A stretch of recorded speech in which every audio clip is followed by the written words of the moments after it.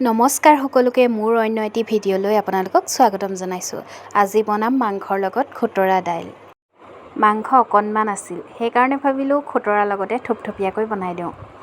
এয়া মই তেল দিলোঁ, পিঁয়াজ আৰু কেইটামান পাঁচফোৰণ দিছোঁ, তাৰপৰা জলকীয়া এটা আৰু অকণমান দিছোঁ জালুক। আৰু এয়া মাংসটো ফুটালৈকে অলপ সময় ভাজি থাকিম। বনশাক খাই মই খুব ভাল পাওঁ, সেইকাৰণে ভাবিলোঁ সৰুকৈ টিপছ এটা আপোনালোককো দিওঁ। আৰু এতিয়া ইয়াত দি দিছোঁ খুতৰাখিনি আমি অলপ সময় ভাজি ল'ম, নহ'লে অকণমান গোন্ধাই। সেইকাৰণে অকণমান ৰঙা হোৱালৈ ভাজি থাকিম, তেতিয়া খাবলৈ সোৱাদৰ হয়। আৰু আপোনালোকে মছলা খালেও দিব পাৰে দেই, মই কিন্তু দিয়া নাই, এনেকৈ বনাইছোঁ। আৰু ইয়াত এতিয়া দিছোঁ দাইল। এতিয়া আৰু অকণমান সময় ভাজি ল'ম দাইলখিনি দি।